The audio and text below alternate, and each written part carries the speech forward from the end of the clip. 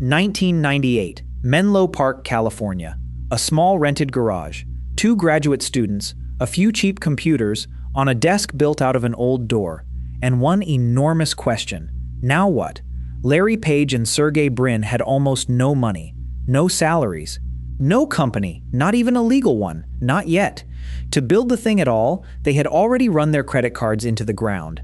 $15,000 of debt, just for a stack of computer disks. And there was one check, $100,000, made out to a company called Google Incorporated by a man who had watched a 2-minute demonstration, walked out to his car, and come back with it. There was only one problem. Google Incorporated did not yet exist. So the check sat inside a desk drawer for weeks.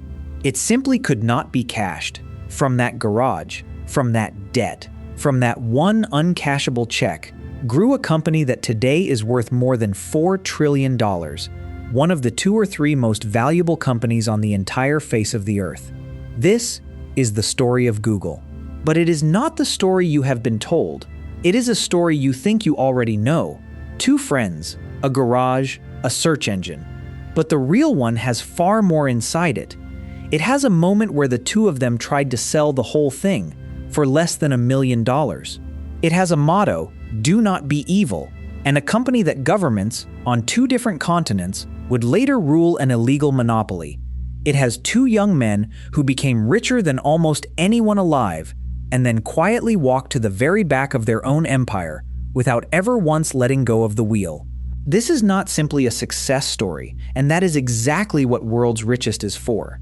The parts we celebrate, and the parts that make us a little uncomfortable. If this is your first time here, subscribe. It is completely free. And today, the whole story. From that garage to $4 trillion. To really understand Google, you have to understand 2 very different boys, born in the very same year, on 2 opposite sides of the world.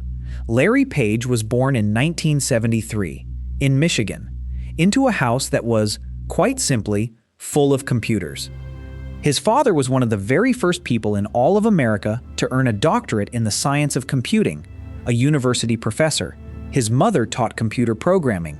There were machines and wires and technical magazines in every single room of the house. And the young Larry took everything in that house apart just to see how it worked. Screwdrivers, tools, his father's power tools.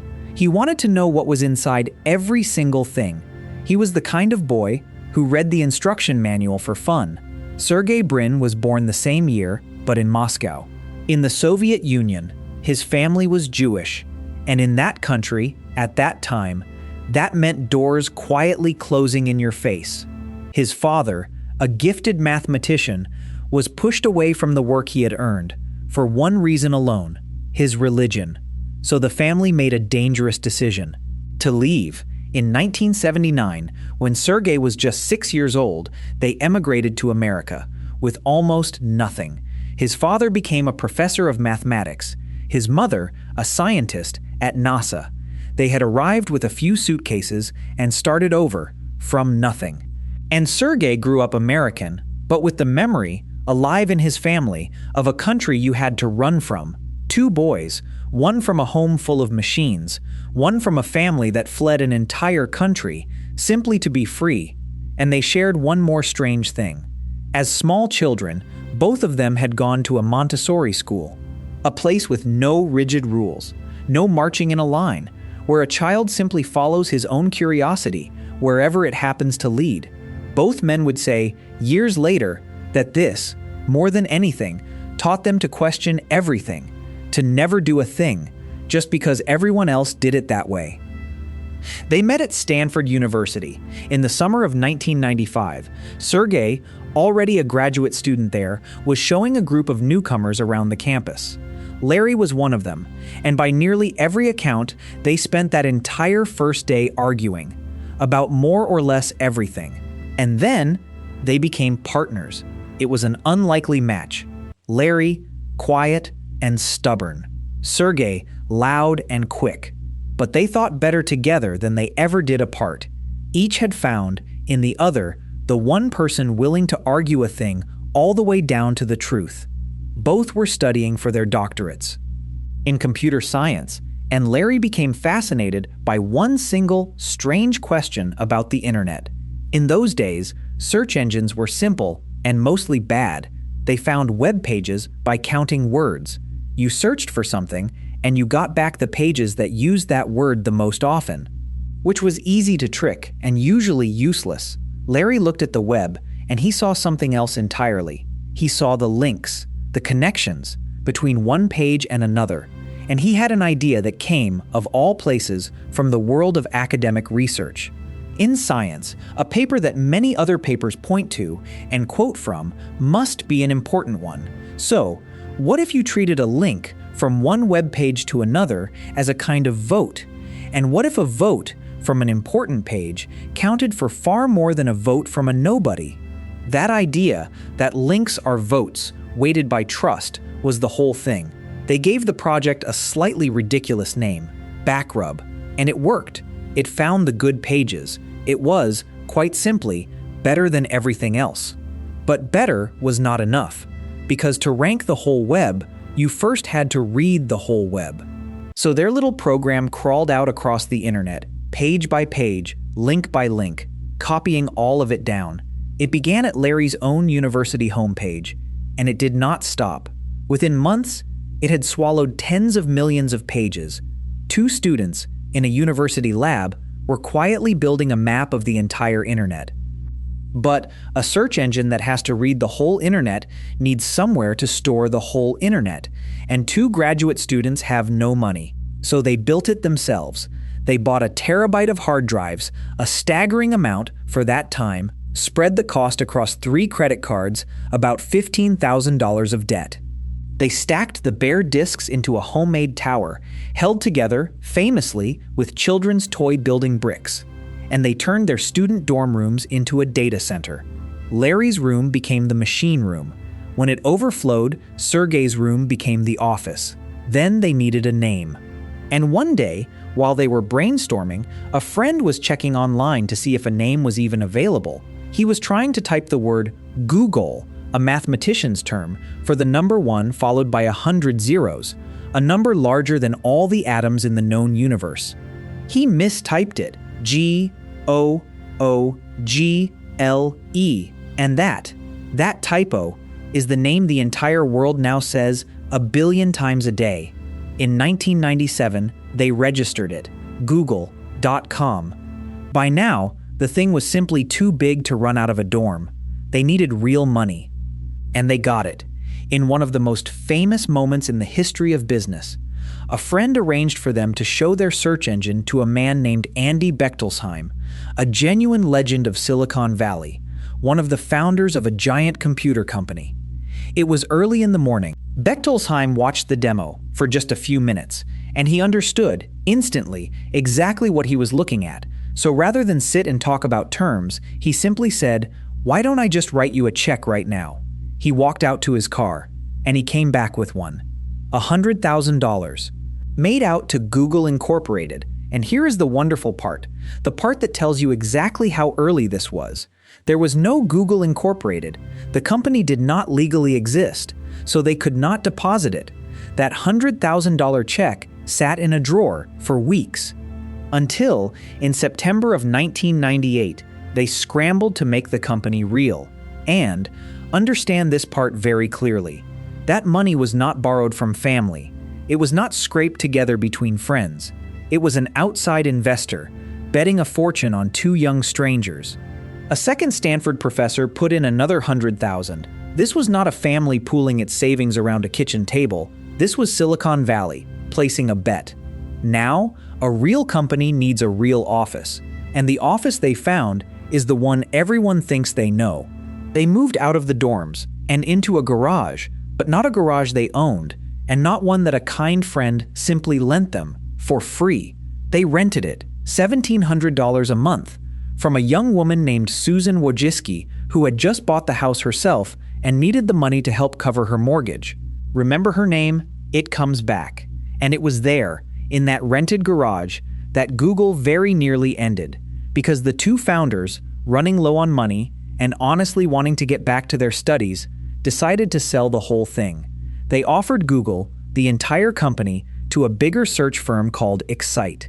For $1 million, Excite hesitated, so the price was pushed down to $750,000, and Excite said no. They turned it down flat. Just sit with that for 1 second. A company that is worth $4 trillion today was offered once for less than the price of a nice family home. And the answer that came back was, no thank you. It is almost certainly the single most expensive no in the entire history of business. So the founders, with nowhere left to sell it, simply kept going. And a few months later, in June of 1999, the real money finally arrived.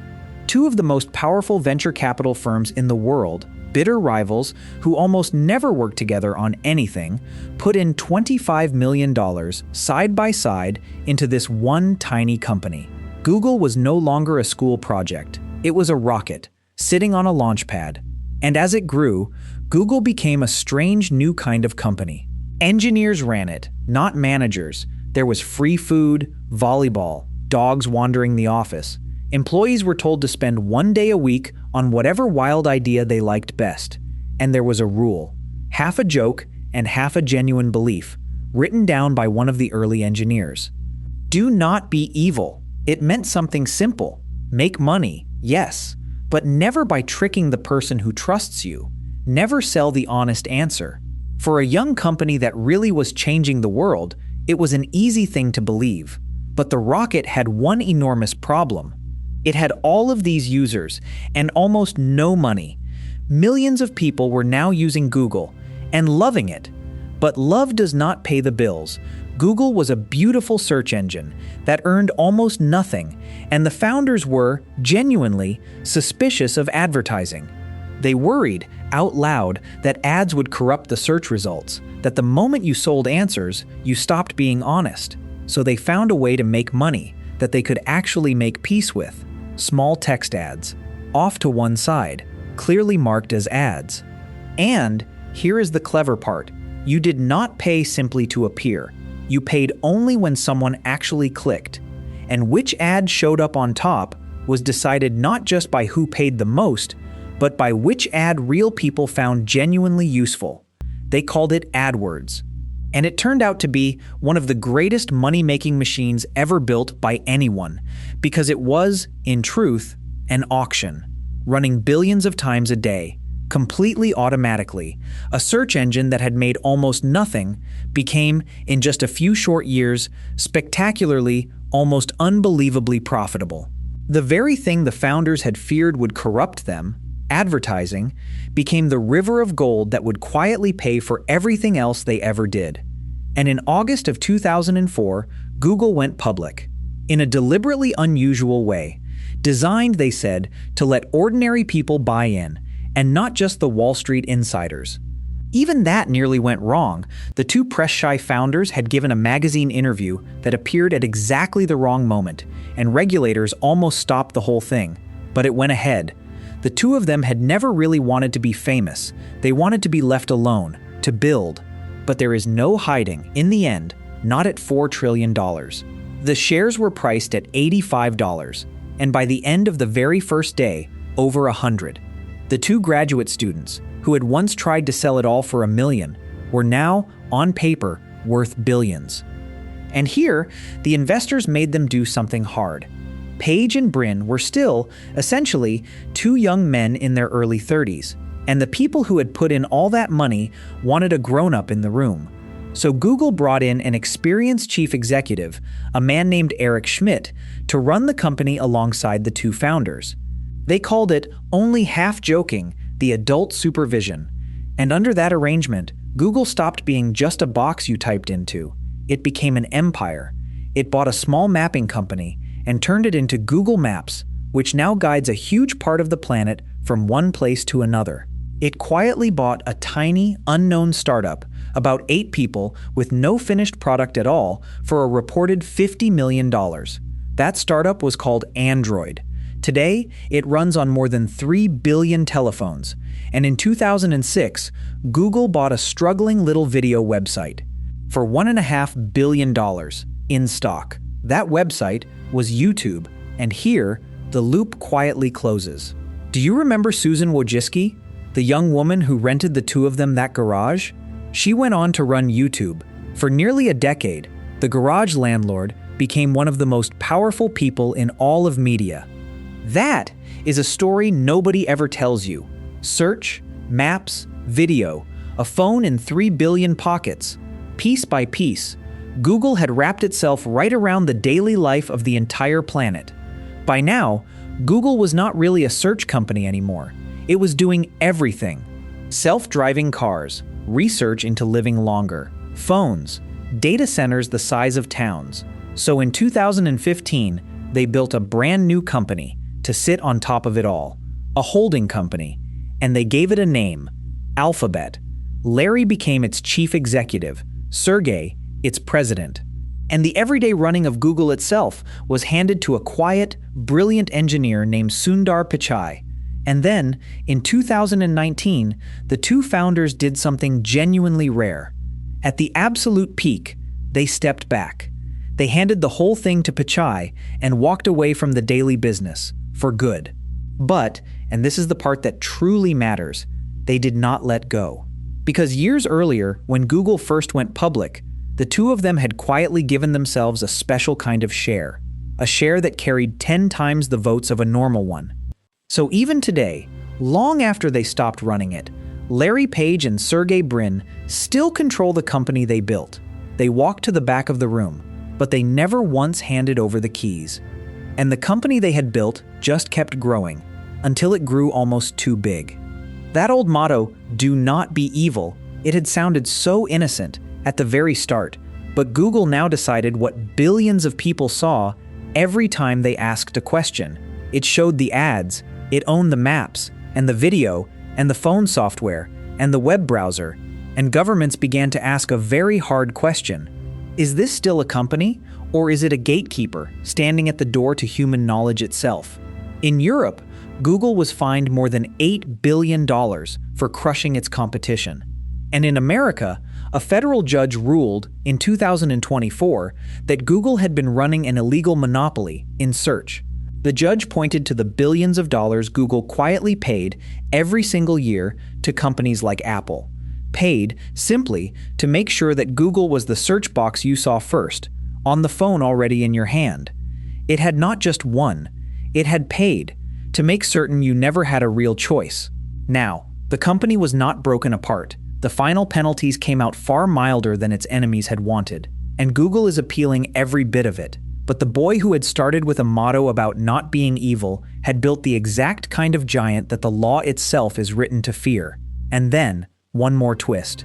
In 2022, a small company released a chatbot called ChatGPT that could talk and write and seem to think in a way that made the whole world catch its breath. The company that had spent 20 years organizing the world's information was suddenly staring at a machine that could simply answer you. In a sentence. No links, no blue text, no search box at all. And for one frightening moment, Google, the king of the entire internet, suddenly looked slow, caught out, a step behind. So it fought back with an artificial intelligence of its own called Gemini. And that race, the race to build a machine that can genuinely think, is what has now driven Google's parent company, Alphabet, clean past $4 trillion. One of the 2 or 3 most valuable companies on the face of the earth. And those two curious boys, Larry Page and Sergey Brin, are now each worth hundreds of billions of dollars. Among the very richest human beings alive, almost every cent of it, still in the stock of the thing they once built, in a rented garage. 2 boys, from 2 ends of the earth, who took apart a school project, the way Larry had once taken apart his father's tools, and rebuilt it into the front door of human knowledge. So, this really should be the perfect story. 2 curious boys, a garage, and the good guys win. But every enormous achievement carries enormous questions with it. Can a single company be the gatekeeper to all of the world's knowledge and still, honestly, promise not to be evil? 2 men stepped back from running it, but never once gave up control of it. So who, truly, owns the machine that you search 100 times a day? And here is the quietest question of them all, the one nobody tells you. Larry Page and Sergey Brin are worth hundreds of billions. Their two names are on the door. But the garage was rented from a woman who went on to run YouTube. The first $100,000 came from a man whose check they could not even cash. And the name that the whole planet now says, came from a simple typo made by a student that most people could not name if you ask them. When we tell this story, do we tell theirs too? Or only ever the two men at the very top? Because that is the other thing that Google's story tells us, that the biggest thing in the entire world can begin in the smallest possible room. If just two people refuse to believe that the way everyone else does a thing is the only way it can be done. Paige and Bryn believed the whole internet was being searched wrong, and that they, two students, with a credit card debt and a stack of bare disks, could fix it. And that belief drew a line that billions of people now walk along every single day without ever once stopping to think about where it came from. That is what World's Richest does. Not only the success, the whole story. When a $4 trillion empire grows up out of a rented garage, where did it truly come from? Whose work built it? Whose name got buried? And where does it go next, now that it is racing to build a mind of its own? That is the research you will not find anywhere else. And this story is not over. The next chapter is being written right now. If tonight's story made you stop and think, then subscribe and send it on to someone who wants the real story behind the great fortunes. Not just the shining half of it, but all of it. We will see you with another one very soon.